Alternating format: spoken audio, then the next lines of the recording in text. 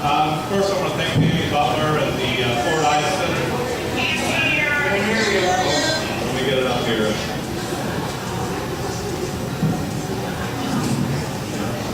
I'll just hold it up. How about that? I want to thank Danny Butler and the Ford Ice Center for hosting us. Quick round of applause for them, the presidents. We're very proud of this facility in our community, and we're thankful that you made it available to us tonight. And I want to thank Molotov from Starbucks for the free coffee in the back. Thank you very much.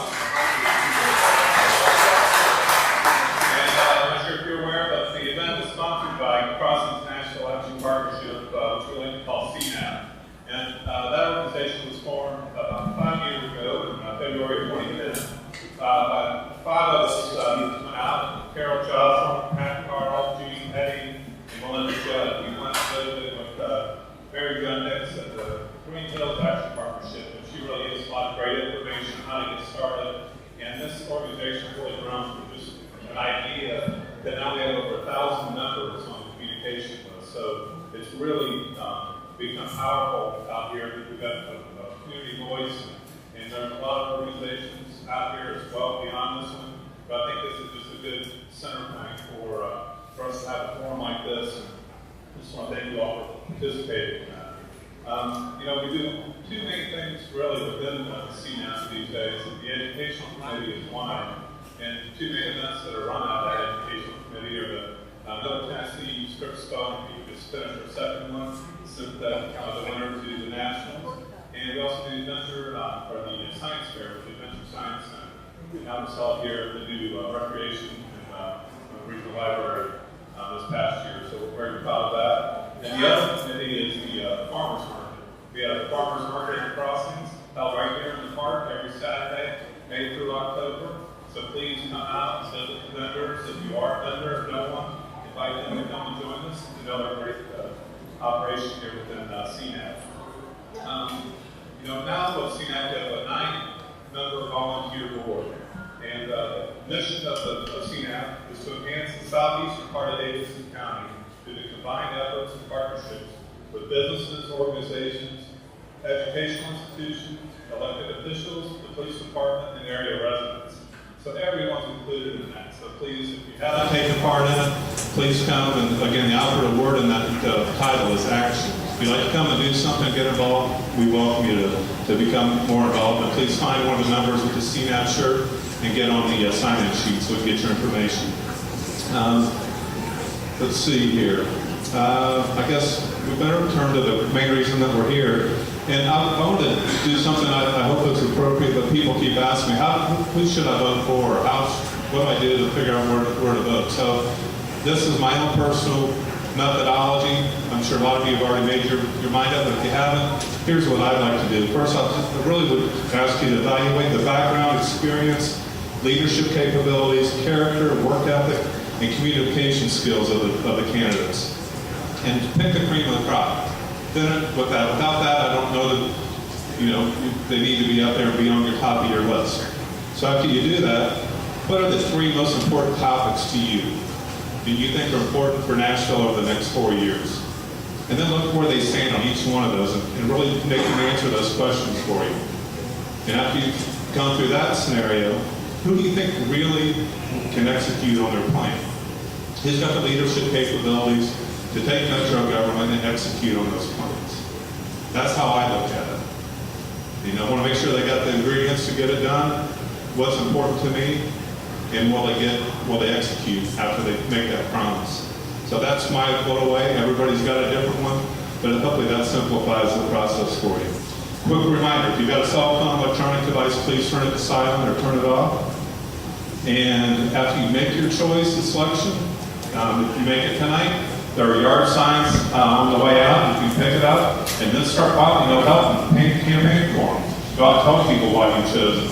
I think that's important to spread the word when you do make your decision. With that, I'd like to introduce our moderator for tonight, Jennifer Johnson, from the News Channel 4 anchor. She's got award-winning journalism credentials. I think investigative reporting is part of that, so she's going to crack some of that out on you tonight. But I know we welcome her and thank her for coming. And with that, I'll turn to you for a over to Jennifer. Thank you.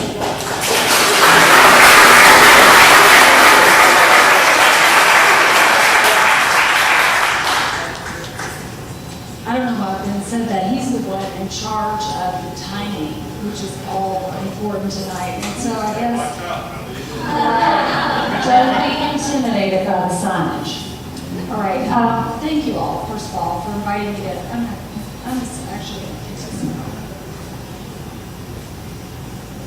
I'm just going to hold it. I think that'll be easier. But I want to thank you guys for inviting me to come out and specifically to be a part of this forum because I've lived here my entire life. I still remember coming to Newport Hollow Mall, the first mall I'd ever seen with 2 levels. And so I do have a vested interest in this community, and so I thank you guys for inviting me to come here tonight. So we'll get on to the business of asking me questions, and because we have not selected a particular order, I guess every time I was just select who's going to go next. So these are in no particular order, but we're going to start out with what I think, everybody talks about Nashville being a big city. So we'll just go ahead and start with the question. If elected mayor, what are your plans to continue to build on our strong economic climate to create new jobs and investments, which will leverage the commitments and investments that Metro has already made for long-term opportunities?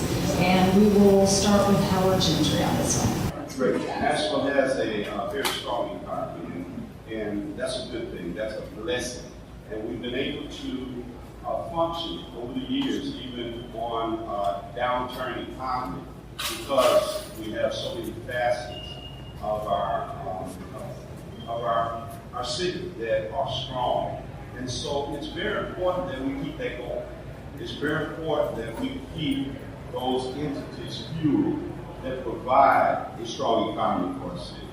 And I think that anybody who is going to lead this city must understand that and must take advantage of those opportunities, but also needs to have the type of administration, the type of vision, the type of plan that will continue to enhance it. Now, when I say enhance it, I'm not saying that Nashville needs to continue to just roll out of its shoes, out of its pants, so to speak, but to ensure that what we have going and what we have working continues to work and continues to work strong. Now, I'm going to go a different direction. I'm going to go, since we're going first, it won't be different. You might hear other directions. But what is most important to me right now, when I mention that to you, when I say that to you, is Nashville's people. See, the people are really the foundation of this city. The people are the strength of this city. The people provide the greatest revenue. And if we continue to do what is necessary to make our people stronger, our people better, our people more able, then they make Nashville better. We make Nashville better as a result of it. So it's about education. It is about job readiness. And you cannot have jobs to offer if you don't have people ready to move into those jobs. And if everybody moving into those jobs moves in from somewhere else, that's not stable growth. That is not stable growth. It is growth. But we have to make sure that we're working within our school systems, both public and private schools, that we are working with our universities to ensure that people are being trained to be able to assume the jobs that we are bringing to Nashville and that we are growing. So it is about our people. It's about providing opportunities. It's about reducing barriers to those people who don't have those opportunities so that they can become skilled workers, so that they can become ready to be productive citizens of this city. So that's what I will do as mayor. I will continue to grow this city, but also to grow people. Thank you very much.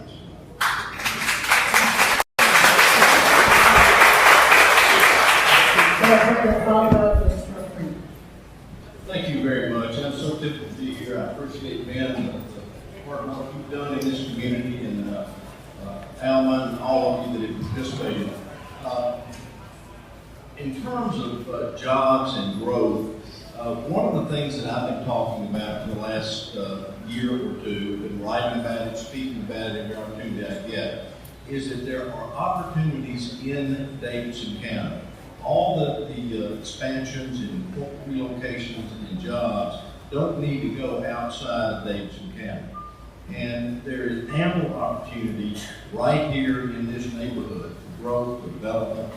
Ben and I were talking earlier today, there's more going on and things getting ready to be announced. And I friends that in the audience that have sold property and things that are getting ready to happen in this area. It's going to be one of the most in-demand neighborhoods, one of the hottest areas, in my opinion, in the county. And I'm delighted to see that versus Wilson County, Rutherford County, Wilson County getting the investment and job growth. That brings to mind traffic. We've got to deal with traffic. I talked about mass transit. I had a unique perspective on mass transit. I was not a supporter of the AIM. I think what we need is a regional mass transit system that connects Murfreesboro and Nashville, Franklin and Nashville, Lebanon and Nashville, all the communities in the Nashville area, connects that. It would benefit your area more than almost any area in town. So I think that's a big piece of this. We've got to encourage and empower small businesses to grow right here in Nashville and in your neighborhood. We've got to continue to improve the big companies. We've got some major announcements and news getting ready to take place in this community. And when I say this community, I'm not talking about downtown Nashville, I'm talking about here. Some things are getting ready to happen here in the next few months. Some of you already know about some of them, some will be announced in the next few weeks. But I'm a strong proponent of growth in Davidson County.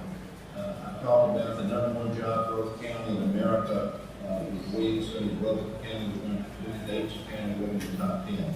They drive down I-24 through Antioch to get to Rutherford County. Why can't we have some of those jobs and some of that activity and some of that tax space in Davidson County? That's what I'll do as mayor. I'll talk about that for 2 years. Thank you very much.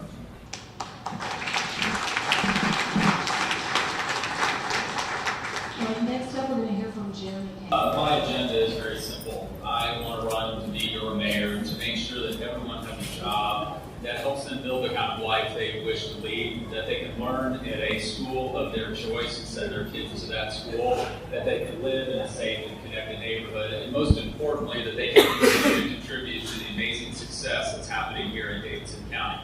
Specifically on economic development and how we go forward, as I've talked about the 4 I's. And I'll walk you through each one of them very briefly here, is to continue growing and expand this prosperity, not just in downtown, but throughout our communities and our county, is investing in infrastructure. I'm sure we'll talk about transit this evening, but infrastructure is also our roads. I don't know about you, but I keep dodging big old potholes. It's causing traffic, it slows us down. But infrastructure is also our schools. Out here, I know we're struggling to keep up with the growth by investing in our schools and making sure that they're along our major corridors to link with our transit system. It's also about our lights and our basic infrastructure with trash and recycling. That infrastructure is literally going to be how we continue to grow, whether we can get people in here, continue to grow those jobs, continue to sending our kids to those schools. The next one is about innovation and about making sure that our government is as innovative as our businesses, as you know in this room, at your job, and our entrepreneurs throughout this community. Because whether you're working at the Entrepreneur Center downtown or you're operating your small business out here, you are called on to be innovative. We need a mayor who understands that. I'm not an educator, but I saw a need in North Nashville 10 years ago and stepped up to do something about it by starting a group of public charter schools. We need a mayor that understands that innovation, especially for small business, sometimes is very simple, like finding ways to offer their employees childcare. We need a government that is responsive and innovative along these lines. It's also about inclusion, and it's no better place to talk about inclusion than right here at the Global Mall and Global Center. As we look at Nashville's future, if you go to our schools right now, K through 4, 28% of our students speak a different language at home.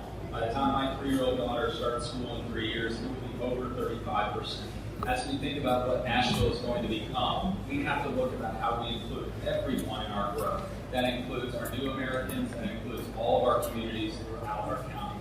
And most important, I think the next 30 years of Nashville's growth will be connected not just to the nation, but to the entire world. How are we making sure Nashville is not just an national city, but an international city, where we connect and leverage our small businesses and connect them with the rest of the globe and the global economy? So those 4 I's: infrastructure, inclusion, international, and innovation.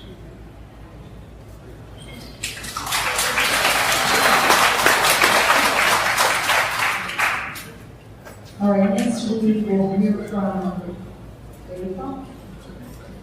So first, when it comes to what do we need to do to make our economy successful and keep it growing? First, do what physicians do. First, do no harm. When you look at cities around America that have gotten into trouble, it's usually not because they have failed to do something. It's they've done a little bit too much. They spent a little bit too much money. They borrowed a little bit too much money. And their taxes are going up and regulations are going up. And they managed to kill the golden goose that lays the egg. So that's issue number 1 through 2 or 3 for us is first do no harm. We have a very positive business climate, regulatory climate here, and have for many, many years. So let's first protect that. Second, I think it's very important to understand we don't have a jobs creation problem here. In fact, Nashville arguably has a huge monster creation of jobs right now. That's not our challenge. Our challenge is having a workforce prepared to take jobs. And that gets us back to provision.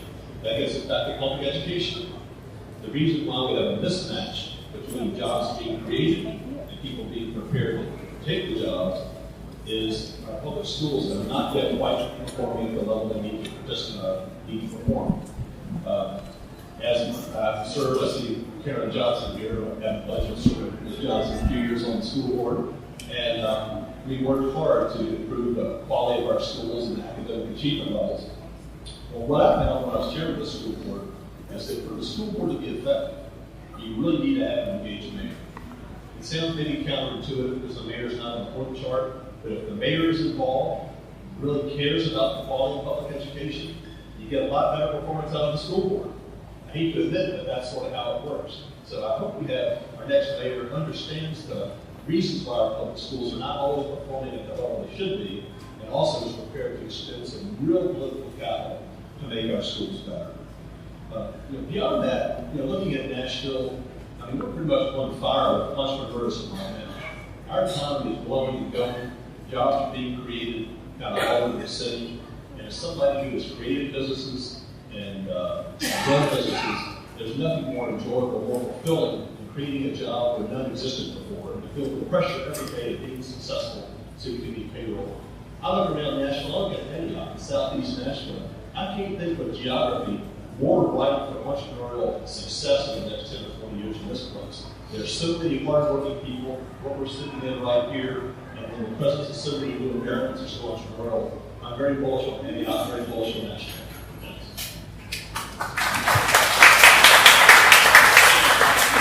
Next we'll hear from Megan Berry. Thank you, Jennifer. And my name is Megan Berry, and it's a pleasure to be here today. I'm proud to be sitting in Councilmember Jacobia Dowell's location, and I'm honored to see so many of the folks that I served with on the Metro Council. I saw Jacobia, I saw Council Lady Tibet Blaylock, I saw Council Lady Karen Johnson, I think I saw Councilmember Duvall, and Councilmember Jason Potts. And you all make up this amazing back row at the Metro Council. And these folks are working hard for you every day. When we talk about economic investment in Antioch, these are the folks that are making it possible. And I think it's important to talk about what we've done. Because your council members in this Metro Council have done a lot. We just recently announced 1,400 new jobs are coming to this area with CHS. That's also going to mean that the interchange is going to have to grow and change. We're going to have to make that right in order to bring people in and out of here. We brought a Shuri in here, 700 jobs.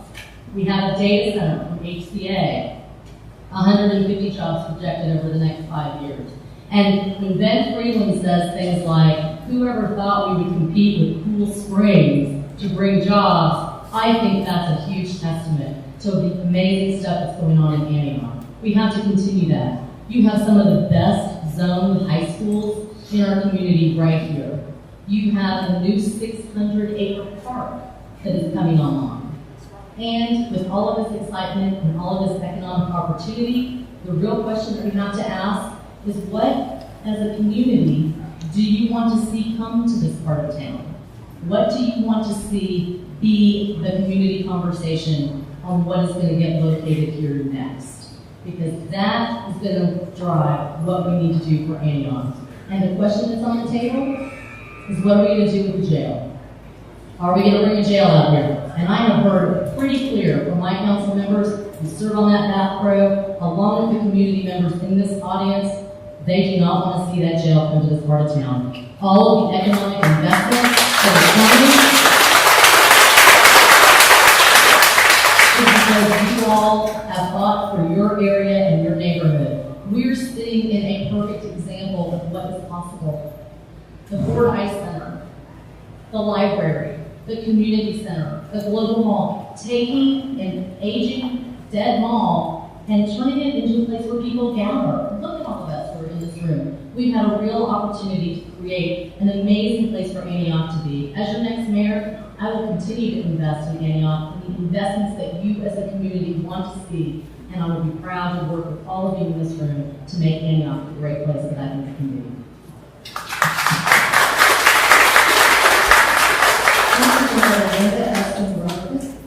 The question is, as your next mayor, what are my ideas and plans to continue our economic growth and make sure we create jobs? Well, the first area is make sure we focus on the entrepreneurs, the business owners, and provide them every skill that they need and remove any barrier from their unique perspective on this, having been an entrepreneur myself for the past 5.5 years, running a market research software company, a startup, high-tech business right here in Nashville. And I can tell you one of the greatest things that we can do for our small business owners is provide mentors. I've been a founding board member of the Entrepreneur Center that was mentioned. This Entrepreneur Center has hundreds and hundreds of mentors who come in and work with these young entrepreneurs to provide thousands and thousands of years of experience so that they move quickly through getting their companies to reality. We can do the same thing for business owners by building a similar kind of entrepreneur center. We need to focus on skills of our employees. You know, I've been on the National Technology Council as the chair. There are 1,500 open jobs right now, 1,500 in our Nashville area for people who understand technology. So one of the things that we're doing as a technology council is 30 companies are going to pay for students in community colleges to come work these jobs, $1.2 million in internships. This is how we create continued jobs by creating skilled workers. Secondly, government contracts. I have been on the other end of that, and I want to make sure that as business owners, you have a fair shot at our government contracts. But we are very, very careful about our procurement process, and that it works and it works fairly. Third, having been in for 32 years in large corporate America, IBM, Dell, KPMG, we need to continue to recruit the right companies into our city. We need to make sure that these are the companies that are good corporate citizens, that take care of their employees, they're good community citizens. We're going to invest in our city, invest in what we need in our public schools, etc. And I'm going to know how to recruit those companies into our city. So my plans are going to be around making sure that as we invest in resources that the city has, that they're on the companies that we need to bring to create thousands and thousands and thousands of jobs, high quality jobs, high paying jobs. So it's focusing on the business owners, the people, and companies and government contracts. Thank you so much.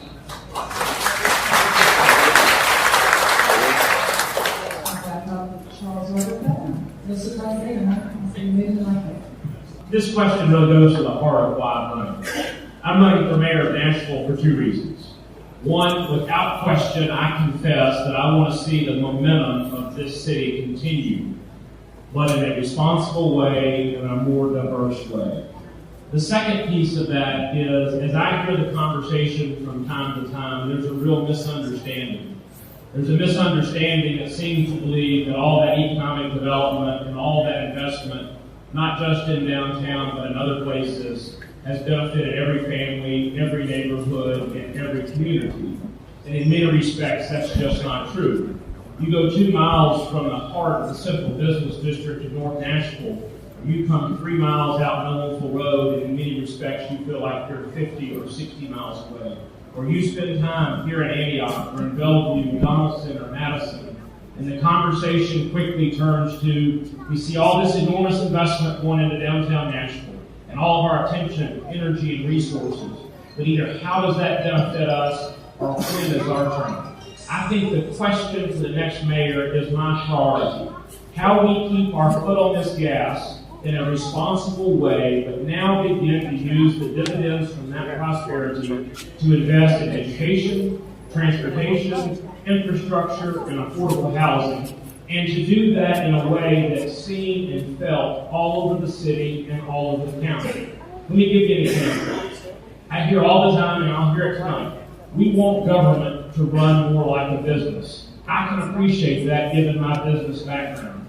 And while there are certainly some disciplines and efficiencies that we can bring from the business world to the government sector, the problem is the government gets no economies of scale. Unlike your businesses or those that you're familiar with, the more people that move here, the more it costs to provide those services. But in Nashville, and to the heart of this question, we have the opportunity to think proprietary. We have created, whether we agree with it or not, or like how we got here or not, we have created proprietary investments in this city that we can now leverage for the benefit of everyone. While downtown is a piece of that, it's not just downtown. It includes the zoo, it includes the Hermitage, it includes where we sit, it includes what we hope will be on the Turner Farm just across from the interstate. The opportunity is to say, how do we expand that propriety?